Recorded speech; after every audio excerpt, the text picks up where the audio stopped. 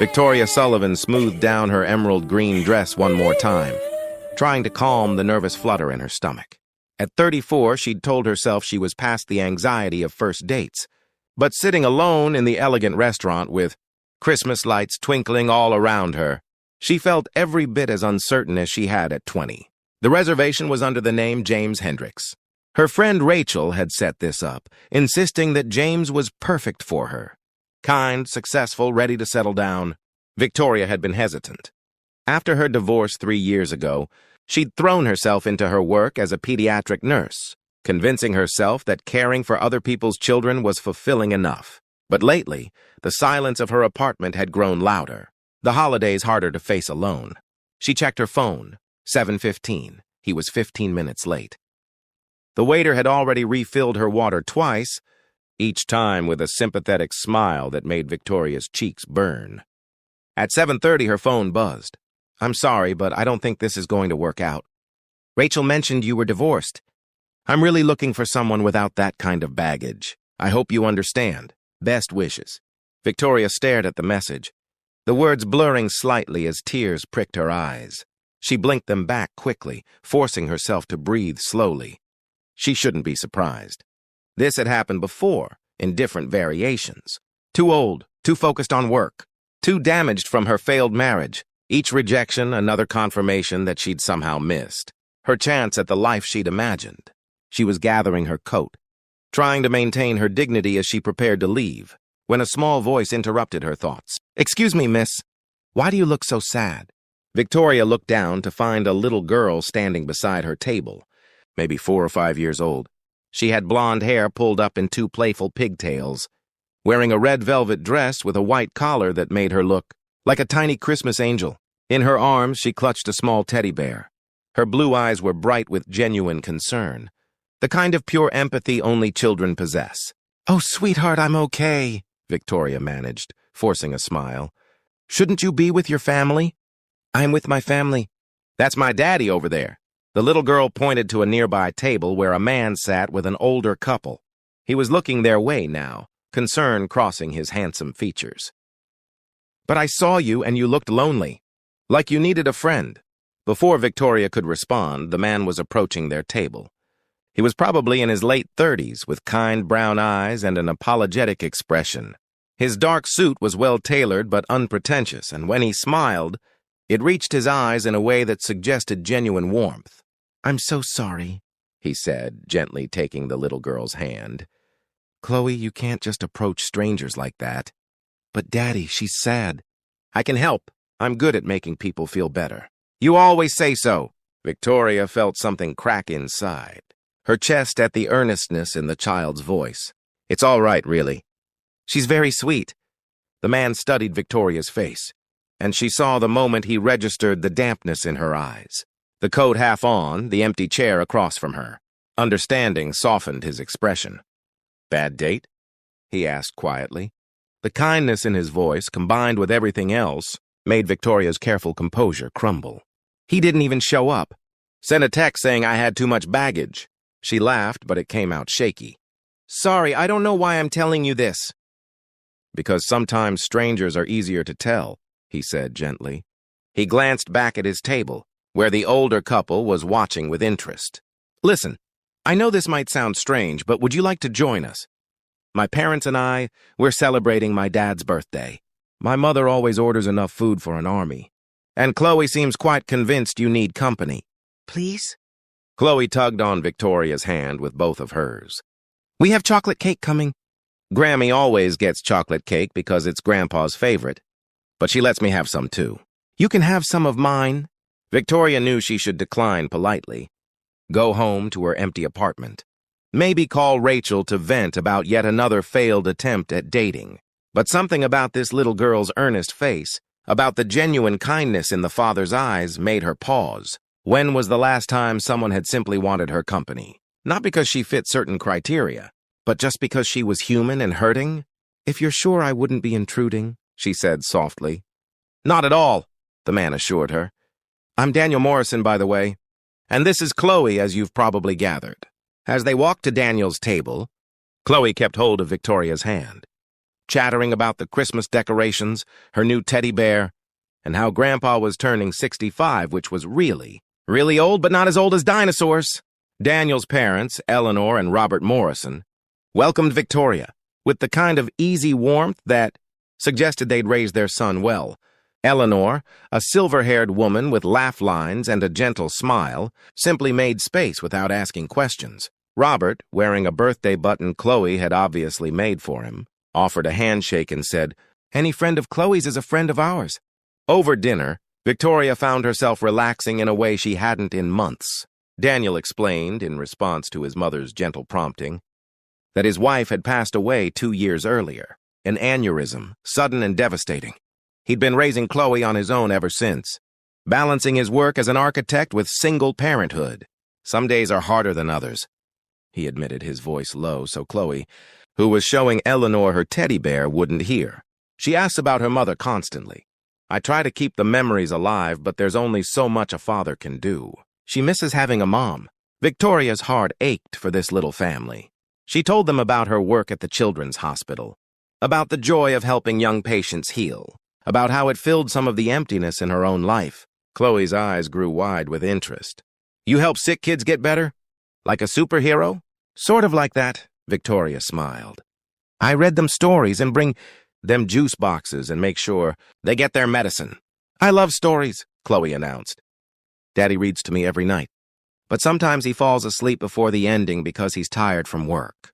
Daniel had the grace to look sheepish. In my defense, some of those books are very long.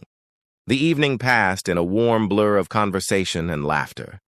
Eleanor shared embarrassing stories about Daniel's childhood. Robert told terrible dad jokes that made Chloe giggle. Victoria felt herself unwinding, the earlier rejection fading into background noise against this unexpected kindness. When the chocolate cake arrived, Chloe insisted on sitting next to Victoria. As they shared a slice, the little girl studying Victoria with those serious blue eyes, something shifted in the air. "Are you still sad?" Chloe asked quietly. "Not anymore," Victoria answered honestly. "You and your family have made me feel much better." Chloe considered this, taking another bite of cake. Then, with the matter-of-fact tone that only small children can manage, she asked, "Do you have kids?" "No, sweetheart." "I don't." "Do you want kids?" Victoria felt her throat tighten. It was the question she'd been avoiding for 3 years, the one that hurt most to answer. "I did once. I always thought I would. But things didn't work out that way." Chloe nodded as if this made perfect sense. Then she set down her fork and turned to face Victoria fully. "My daddy is lonely too. I can tell because sometimes he looks sad when he thinks I'm not looking. And I don't have a mommy anymore, which makes me sad sometimes even though Daddy tries really hard." "Chloe, honey," Daniel started, clearly mortified. But Chloe wasn't finished. With the blunt honesty of childhood, she asked, "Can you be my new mom?" The restaurant seemed to go silent. Eleanor's hand flew to her mouth. Robert looked like he was trying not to smile. Daniel's face had gone red, and Victoria felt tears streaming down her cheeks before she could stop them. She knelt down beside Chloe's chair, bringing herself to eye level with this extraordinary little girl. "Oh, sweetheart. Being someone's mom is a very special thing. It's not something that happens quickly. But you're nice," Chloe said, as if this settled everything. "And you're sad like Daddy, which means you could make each other happy. And you work with kids, so you already know how to be a mom." "It makes sense." Victoria couldn't help but laugh through her tears. "You are absolutely right that it makes sense. But your daddy and I just met. We're strangers." "Then be not strangers first," Chloe said simply. "That's what Daddy says about making friends. First you're strangers, then you talk, then you're friends." Daniel had finally recovered enough to speak. "I am so sorry. Chloe, you can't just ask people to be your mother." "Why not? You're always saying I should ask for what I need. I need a mom. She needs a family. It's perfect." She stumbled slightly over the word, but delivered it with complete conviction. Victoria looked up at Daniel and saw her own astonishment reflected back at her, mixed with something else. Hope, maybe? Or possibility. The kind of tentative recognition that happens when two people realize they might have found something unexpected. "I should probably explain," Daniel said, running a hand through his hair. Chloe's been very focused on the concept of family lately. Her preschool is doing a family tree project, and it's brought up a lot of questions about her mother, about our family structure. It's okay, Victoria assured him. Really, I work with children. I understand. But as the evening wound down and they prepared to leave, Chloe wasn't ready to let the idea go. Can Victoria come visit us? She asked her father. Please. I want to show her my room and my books and my family tree project. Daniel looked at Victoria, a question in his eyes. You don't have to. I know this has been incredibly awkward. Victoria thought about going home to her empty apartment, about the text message that had crushed her earlier, about all the ways she'd convinced herself that her chance at family had passed. Then she looked at Chloe's hopeful face, at Daniel's kind eyes, at Eleanor and Robert watching with gentle encouragement. I'd love to, she heard herself say. Maybe this weekend? If that works? Chloe threw her arms around Victoria's waist. Yes, Saturday. I'll clean my room and everything. As they said their goodbyes on the sidewalk outside the restaurant, Eleanor pulled Victoria aside. My granddaughter has excellent instincts about people, she said quietly.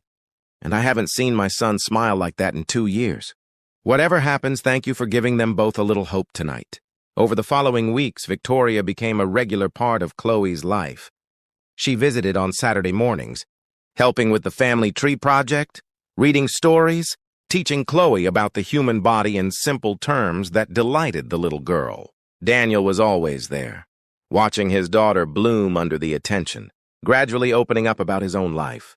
He told Victoria about the impossible balancing act of single parenthood, about the guilt of working long hours but needing to provide, about the loneliness of lying awake at night with no one to share the worries with.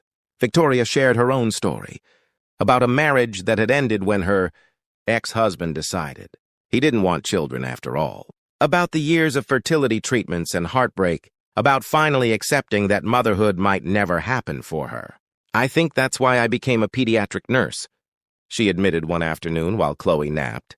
They were sitting on Daniel's couch, coffee cups between them, speaking in the hushed tones people use around sleeping children. If I couldn't have my own children, at least I could care for others. It helped fill the empty space. Daniel reached over and took her hand. For what it's worth, you're incredible with Chloe. She adores you. I know she kind of put us both in an impossible situation with that first question, but I'm grateful she did. I wouldn't have had the courage to approach you otherwise. Why not? Because you were dealing with your own pain. Because I thought maybe I was too broken to try again. Because loving someone and losing them destroyed me. And I wasn't sure I could risk that again. He paused, his thumb tracing gentle circles on her hand. But Chloe reminded me that love is always worth the risk. On Christmas Eve, Daniel invited Victoria to spend the evening with them. Eleanor and Robert were there too, and the small house was warm with the scent of cookies and pine. Chloe had made ornaments for everyone, carefully painted with glitter and determination.